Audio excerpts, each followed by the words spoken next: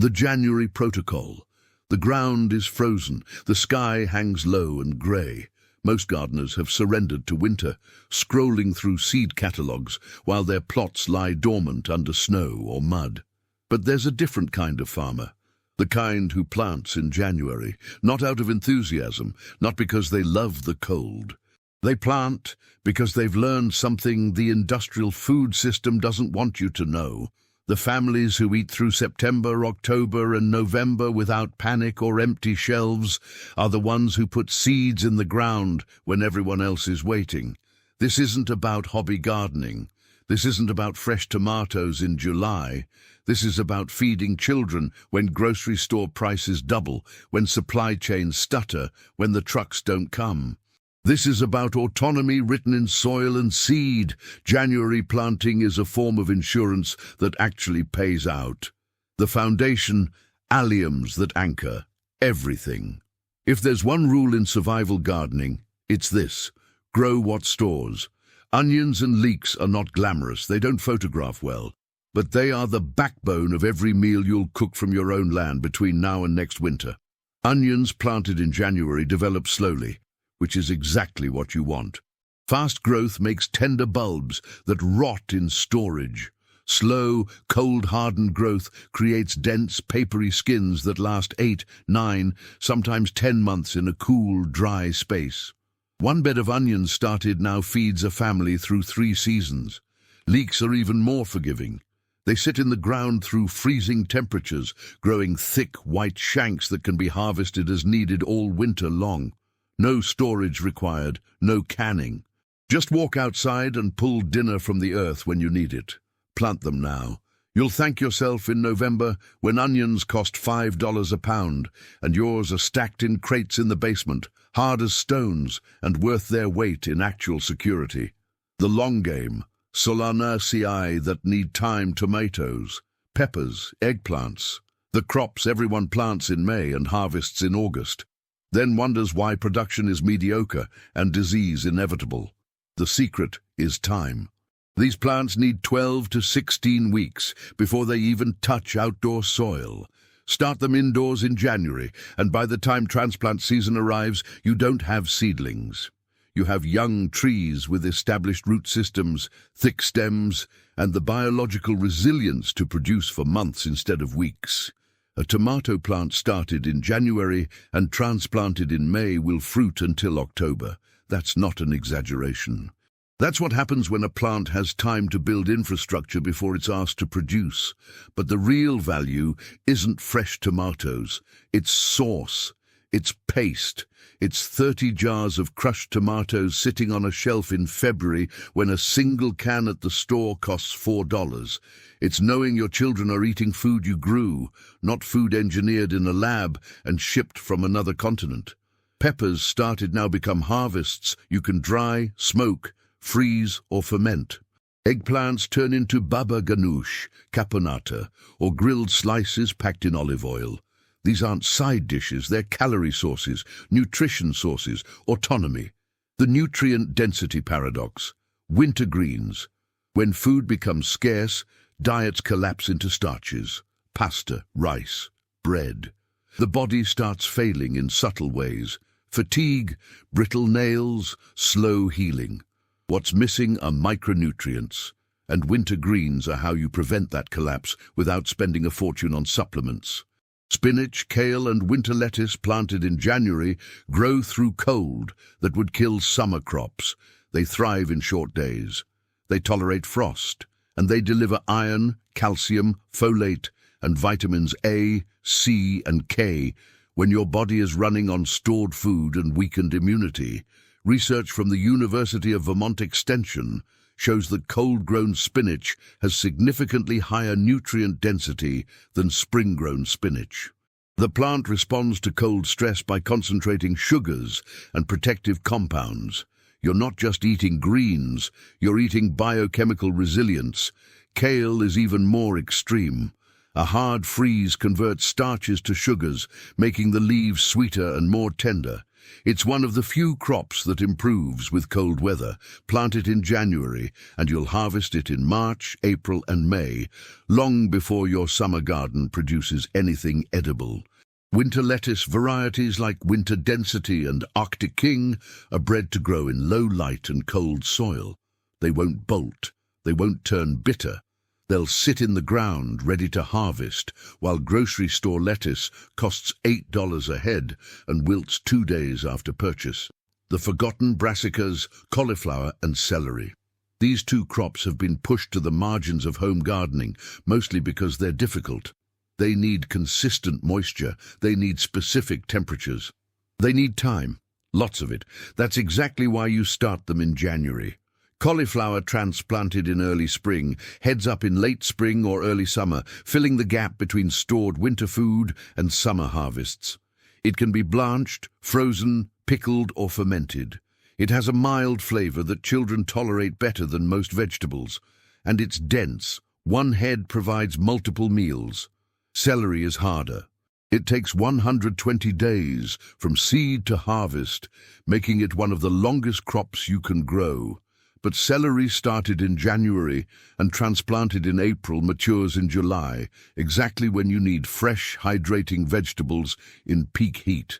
It stores well in cold water or sand. It adds structure to soups and stocks made from your own chickens or rabbits. Neither of these plants will grow if you start them too late. January is not optional.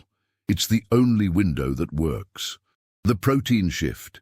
Legumes that feed soil and family fava beans and peas are nitrogen fixers. That means they pull nitrogen from the air and convert it into a form plants can use, depositing it in the soil through their roots. Grow them and your soil gets richer. Don't grow them and you'll spend money on fertilizer forever. But the real reason to plant them is protein. Dried beans and peas store for years. They cook into stews, soups, hummus, and flour. They're calorie-dense, shelf-stable, and endlessly versatile. Fava beans tolerate frost. Plant them in January, and they'll bloom in early spring, producing pods by May or June. You can eat them fresh, or let them dry on the vine, then shell and store them. One small bed produces pounds of dried beans, enough to feed a family for months. Peas are faster.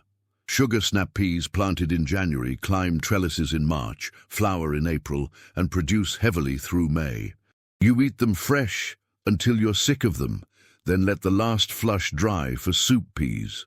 Studies from the Rhode Island Institute confirm that legume-based rotations reduce the need for synthetic nitrogen by up to 70% while maintaining yields. You're not just growing food, you're building a system that doesn't depend on external inputs. That's sovereignty. The strategic reserve: garlic and shallots.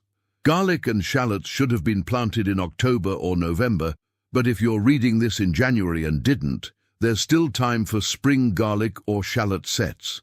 They won't grow as large, but they'll still produce. Why prioritize them? Because they store for 12 months or more. Because they transform bland food into satisfying meals. Because they have antiviral and antibacterial properties that matter when you're eating stored food and your immune system is challenged. Shallots are milder than onions, but store longer. They're the secret ingredient in French cooking for a reason. They add depth and complexity without overpowering. Plant them now, harvest them in summer, cure them in the shade, and they'll last until the next harvest. Garlic is even more critical. A single bulb planted becomes 10 cloves. 10 cloves become 10 bulbs. 10 bulbs become 100 cloves. The math is simple, but the implications are profound. Garlic is a crop you never have to buy again if you save your own seed. The cold truth about food security. The United States Department of Agriculture tracks food insecurity annually. The most recent data shows that over 10% of American households experience food insecurity at some point during the year. That number rises during economic downturns, supply disruptions, and inflation. Growing your own food is not a solution to systemic problems, but it is a solution to your problem. your family's problem. The problem of making sure your children eat well, regardless of what happens in global markets or political systems. January planting is the leverage point. It's the difference between a garden that produces for 2 months and a garden that produces for 8. It's the difference between supplementing your diet and replacing significant portions of your grocery bill. The execution protocol. This isn't theoretical. Thousands of families across cold climates have validated this approach. The technique is consistent. Start seeds indoors under lights, harden them off gradually, transplant into prepared beds as soon as soil is workable, protect with row covers or cold frames when necessary. The 14 crops break down into clear categories: foundation alliums, onions, leeks, storage crops that underpin every meal, long-season solanaceae, tomatoes, peppers, eggplants, started now for summer abundance and preservation, cold-hardy greens, spinach, kale, winter lettuce, nutrient density when diets narrow, gap-filling brassicas, cauliflower, celery, production between storage food and summer harvest, nitrogen-fixing legumes, fava beans, peas, protein, soil fertility, seed sovereignty, strategic flavor stores, garlic, shallots, long-term storage and culinary transformation. Each of these crops serves multiple functions: immediate food, preserved food, seed saving, or soil improvement. That's not accident, that's design. Why this works when others fail. Most gardening advice assumes you're growing for enjoyment, for fresh salads, for weekend farmers' market aesthetics. This system assumes you're growing because you understand that food systems are fragile and getting more so. It assumes you want your children to eat regardless of external conditions. It assumes you're willing to do uncomfortable work in January because you've seen what happens to families who don't. January planting works because it aligns biological time with strategic need. Plants don't care about your convenience. They care about temperature, day length, and time to maturity. Give them what they need when they need it, and they'll produce. Wait until it's comfortable, and you'll harvest mediocrity. The system beyond the garden. What you plant in January determines what you eat in December, but it also determines something more fundamental: whether you're dependent or autonomous, whether you're a consumer at the mercy of supply chains or a producer with agency over your family's nutrition. This isn't about going off-grid. It's not about rejecting modern life. It's about building a parallel system that functions when the primary system stumbles. It's about redundancy. It's about not putting all your faith in a grocery store that's 3 days away from empty shelves if the trucks stop running. The families who survive disruptions, economic, environmental, political, are the families who've built multiple sources of resilience. Food is one, water is another, community is another, skills, savings, physical health. These things compound. But food is the most visceral. It's what you notice first when it's gone, and what you're most grateful for when it's abundant. Growing it yourself, starting in January, changes your relationship with security. You stop worrying about prices because you're not buying. You stop worrying about shortages because you're not dependent. You stop worrying about quality because you control it. The fork in the path. You're reading this in January for a reason. Maybe you've felt the instability. Maybe you've watched food prices climb and wondered how long you can sustain it. Maybe you've realized that hoping things improve is not a strategy. 14 crops, 12 weeks of growth before transplant, 8 months of production and storage after that. 1 year of feeding your family from work you do right now. The people who plant in January eat when others don't. Not because they're lucky, not because they're wealthy, because they understood the timeline and acted accordingly. The choice is sitting in front of you. You can wait until April when it's warm and comfortable, plant the same crops everyone else plants, and harvest the same mediocre results everyone else gets. Or you can start now, do the hard work while it's cold and uninviting, and reap the rewards while others are panicking about food costs. This is the January protocol. This is how you feed children for an entire year. Not with money, not with hope. With soil, seed, and the willingness to act when it's difficult. If this approach resonates, if you want strategies like this delivered regularly, subscribe to this channel. We're building a community of people who grow their own food, not for hobby, but for security. People who understand that autonomy isn't a luxury, it's a necessity. The seeds are waiting, the ground is ready, January is here. What you do next determines what you eat a year from now.